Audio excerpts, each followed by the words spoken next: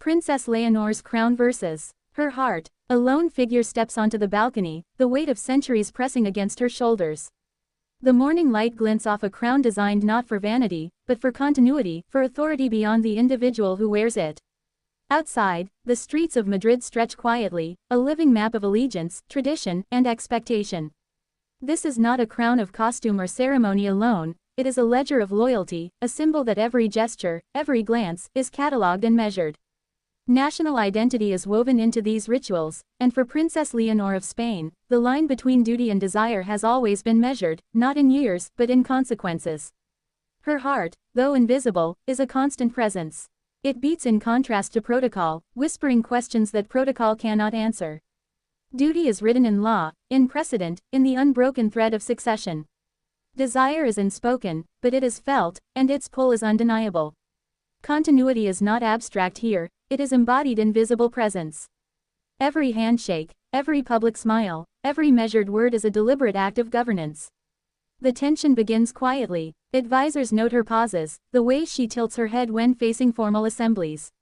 Scholars in Berlin trace the echoes of past regents whose private inclinations reshaped dynasties.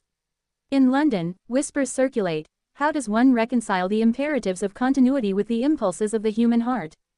Duty or love? The question is immediate, intimate, yet it resonates through chambers of power far beyond the Iberian Peninsula.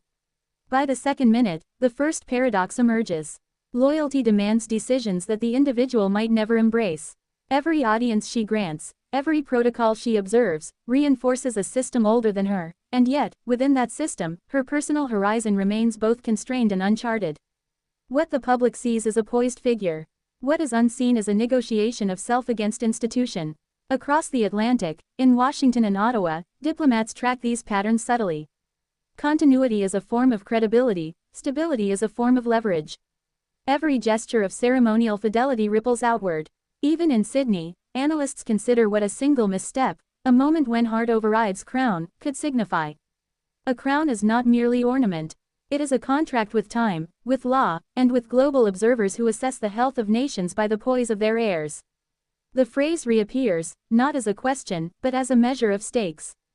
Bridges of alliance and perception hinge on the unseen, the quiet, the disciplined.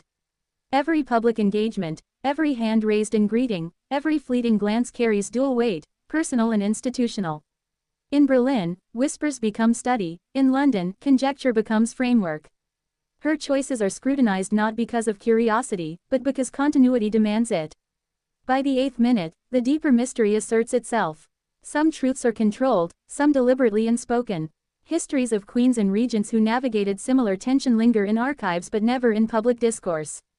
A crown can conceal as much as it reveals. And in that concealment, her heart exists, not as a weakness, but as an unquantifiable variable in the calculus of governance. At 10 minutes, the institutional strain begins to whisper. Advisors, courtiers, and international observers note the pressures, ceremonial calendars, legislative sessions, public appearances. Each act demands fidelity to the institution, yet each moment is shadowed by human inclination. The midpoint tension is not theatrical, it is systemic. A misalignment could ripple across parliaments, embassies, and media alike, yet the true measure is invisible, the capacity of the heir to embody both law and legacy simultaneously. 14 minutes in, the point of no return is felt in subtle ways. Decisions made behind closed doors, yet with consequences projected into public life. National rituals unfold with the precision of centuries, and she participates with measured grace. But every silent question, every restrained glance, carries weight. This is the living thread of continuity. A whisper of desire may exist, yet it is contained within structural imperatives. The public perceives only poise, the institution feels the balance. By 19 minutes, foreshadowing surfaces. External eyes, from Washington to London, Ottawa to Berlin, Sydney to Canberra, watch for signs of strain. Political and symbolic threats are not dramatized, they are structural. A single misstep could reframe perceptions of stability, not because of scandal, but because continuity is the language of credibility. A crown may be worn publicly, but its governance is invisible, calibrated, and absolute. It is repeated, final, deliberate. And yet, the cadence of history continues beyond the spoken words. Her crown remains, gleaming with inherited authority. Her heart continues, quietly, insistently, measuring every step against the weight of the nation. The future is not declared, it is anticipated. Every observer knows. The story is not finished. Choices remain unseen, consequences untested, and the edge of history stretches before her, wide, deliberate, and unresolved. She steps away from the balcony, the sunlight now softening against the stone facades of Madrid. Each corridor she traverses has absorbed centuries of ceremony, footsteps of those who carried the weight before her. The walls themselves speak of continuity. Tapestries, portraits, and marble floors are not decoration, they are lessons in discipline, authority, and expectation. Every shadowed hallway is a reminder that personal inclination is always measured against collective responsibility. Outside the palace gates, the city moves unaware of the silent negotiations taking place within. Yet those who understand the rhythms of monarchy see the subtle signals, a glance, a hesitation, a posture corrected mid-step. These gestures are interpreted abroad, not as idle curiosity, but as reflections of institutional soundness. In Berlin, analysts note that Spain's monarchy is at a delicate inflection point. In London, diplomats quietly calculate the implications of any divergence between heart and duty. In Washington and Ottawa, such balance is watched as a measure of reliability. National identity is woven into these rituals. Continuity is not abstract. It is a living, breathing entity that depends on the precise alignment of behavior, perception, and timing. By the 23rd minute, the tension sharpens. Every official engagement is layered, ceremonial fidelity intertwines with personal restraint. Moments of private choice are always visible through the lens of duty. Even minor deviations carry weight, for a crown is more than a symbol, it is the embodiment of the state's unbroken legitimacy. Her heart may whisper, but the laws of succession demand focus, resilience, and calculation. As the final minute approaches, the horizon remains undefined. History watches, global observers measure, and the institution waits. Duty or love? The phrase lingers, final yet unresolved, echoing through chambers, streets, and distant capitals. The crown rests firmly, the heart continues its quiet negotiation. The story is not concluded. Choices remain suspended between what is required and what is desired. The edge of history is near, sharp, and patient, and all eyes, both domestic and foreign, remain fixed on how Princess Leonor will step forward into the unknown. Beyond the palace, the weight of expectation does not fade. Ceremonial gardens, meticulously trimmed and mapped, are silent witnesses to the rhythms of preparation and restraint. Each event, each public smile, each bowed head is measured against centuries of precedent. Continuity demands presence, visibility, and unwavering alignment with the mechanisms of governance. Her crown is not just ornament, it is a contract, a signal, a constant assertion that the institution endures. Yet the heart persists in quiet ways. In private moments, in fleeting choices that escape public record, there is the subtle assertion of self. Advisors note the precision of her movements, the careful modulation of voice, the pauses that reveal thoughtfulness without revealing desire. These are not flaws, but calculated exercises in equilibrium. Continuity is preserved not by absence of emotion, but by its careful containment. National identity is not merely observed, it is performed with discipline, shaping perception at home and abroad.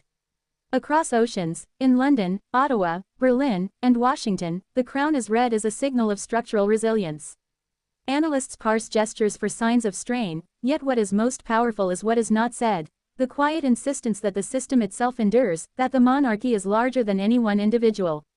A single decision, quietly made, can ripple outward, affirming loyalty, stabilizing perception, and reinforcing centuries of governance. Even in these final moments, the question remains unresolved. Her crown continues to gleam under the weight of centuries, her heart continues to measure its impulses against obligation. Forward-looking uncertainty hangs in the air, not chaotic, but deliberate. Observers sense that the story is incomplete, that history watches silently, and that the balance between duty and desire will continue to shape not just a life, but the trajectory of a nation. The light in the palace fades slowly, casting long shadows across halls that have witnessed centuries of succession, loyalty, and restraint. Every corridor, every vaulted ceiling, every emblem of history is a reminder that continuity is earned in silence and maintained in action. The crown rests lightly upon her head, yet it carries the weight of generations. It is at once a promise and a challenge, an anchor to the past and a compass toward the uncertain future. Her heart, invisible to most, continues its quiet dialogue with duty. Every thought of desire is tempered by awareness, every impulse measured against precedent. This is not weakness, it is the careful exercise of stewardship. The decisions she makes, public or private, ripple beyond borders. Washington, London, Berlin, Ottawa, Canberra, all see reflections of stability, all measure the health of an institution in the balance she maintains. Continuity is not abstract, it is tangible, performed in gestures, words, and poise. The words hang in the air one last time, neither resolved nor abandoned. The crown and the heart exist together in tension, each defining the other. The future remains unwritten. There is no certainty, only the persistent observation that the weight of history rests upon a young heir who will carry both crown and conscience forward. The story is far from finished. Choices will continue, moments of pressure will arise, and the quiet negotiation between duty and desire will shape not only a life, but the destiny of a nation. The question endures, echoing across time, space, and expectation, a silent testament that the edge of history is always waiting, and the next step has yet to be taken.